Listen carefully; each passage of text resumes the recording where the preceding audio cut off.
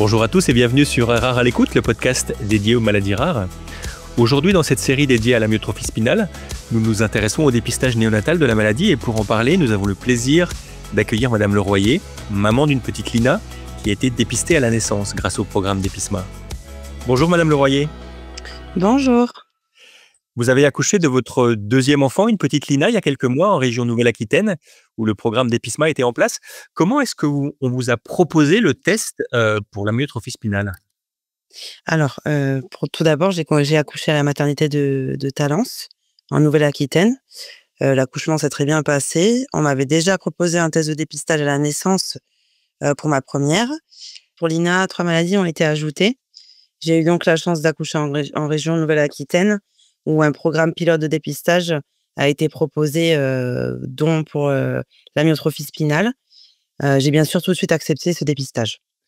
Alors, à la suite de ce test, vous êtes rentrée de la maternité, comme prévu. Comment est-ce que vous avez appris que votre fille était potentiellement porteuse d'une amyotrophie spinale ? Alors, je l'ai appris 7 jours après la sortie de la maternité. On m'a appelé pour m'indiquer qu'on avait détecté une anomalie dans le test. Alors, pour moi, ça a été un choc. En plus, nous avions rendez-vous que le lendemain à 10h pour savoir ce qu'il en était. L'attente, elle était insoutenable.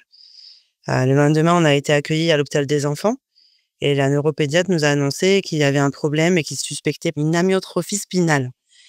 Ça a été très dur sur le moment, mais il fallait se ressaisir pour agir, d'autant qu'on m'a aussi indiqué qu'il y avait des solutions de thérapie pour Lina. Et ensuite, comment s'est passée la confirmation du diagnostic ? Alors, la confirmation se fait par un test génétique via une prise de sang. La prise de sang, elle a eu lieu le jeudi et nous avons eu une réponse que le lundi soir. Entre-temps, nous sommes restés à l'hôpital parce que si au cas où il fallait débuter un traitement rapidement, que la petite ne tombe pas malade. Donc le lundi, nous avons eu confirmation de la maladie. C'était donc du coup bien une amyotrophie spinale de type 2 avec 3 copies du gène SMN2. Et nous avons su également que Lina était bien éligible à un traitement derrière. Alors, pendant cette période compliquée, vous avez également cherché de l'information sur la maladie. De quelle manière est-ce que vous vous êtes renseignée ? Alors je me suis beaucoup renseignée notamment sur internet parce que la médecin m'avait conseillé de ne pas trop regarder n'importe quel site et vraiment me référer à l'AFM Téléthon pour connaître un maximum de choses sur la maladie. J'ai aussi beaucoup regardé de vidéos et de témoignages. J'ai également été beaucoup soutenue par mon conjoint et ça, ce qui était vraiment indispensable à ce moment-là. J'ai posé aussi beaucoup de questions au personnel soignant. Les médecins m'ont également transmis le numéro de téléphone du représentant régional de l'AFM Téléthon si j'en avais le besoin. Alors, Lina a été prise en charge très précocement au niveau thérapeutique. Comment est-ce qu'elle va aujourd'hui et comment est-ce qu'elle est suivie ? Alors Lina, elle a un peu plus de 2 mois maintenant. Elle va très bien. Elle évolue normalement. Il faut savoir que mon bébé, je ne le vois absolument pas comme un bébé malade, pardon. Elle est très, très bien suivie, bien encadrée.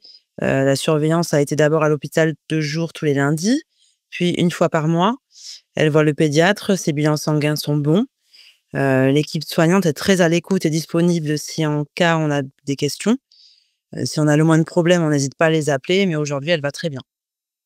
Alors, pour conclure, Madame Leroyer, quel message est-ce que vous souhaiteriez transmettre aux auditeurs sur le dépistage néonatal de la SMA dont vous avez bénéficié ? Alors déjà, on a compris que le test de la SMNA fait partie d'un programme pilote uniquement dans 2 régions en France, au moment où j'accouche à la maternité de Talence. Il se fait qu'en Nouvelle-Aquitaine et dans le Grand Est. On s'est rendu compte qu'on a eu beaucoup de chance que j'accouche dans une de ces 2 régions pilotes, car beaucoup de parents ont dû passer à côté du test à la naissance, pardon. Alors que c'est tellement important de savoir tôt pour pouvoir agir. Si la maladie est découverte plus tard, lorsque les symptômes apparaissent, ils sont souvent irréversibles. Et c'est une maladie très très dure à vivre, autant pour les enfants que pour les parents. Aujourd'hui, le test est disponible partout en France. Et mon message serait d'être vigilant et d'accepter de faire ce test de dépistage très tôt. D'autant qu'aujourd'hui, des traitements sont disponibles et ça change vraiment une vie.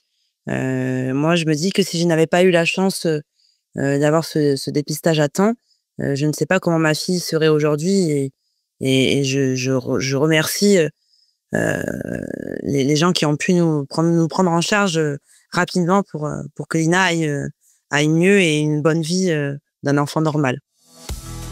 Un grand merci Madame Leroyer pour votre témoignage précieux sur ce projet d'Episma et plus largement sur le dépistage néonatal de l'amyotrophie spinale en France, qui est aujourd'hui disponible dans toutes les maternités.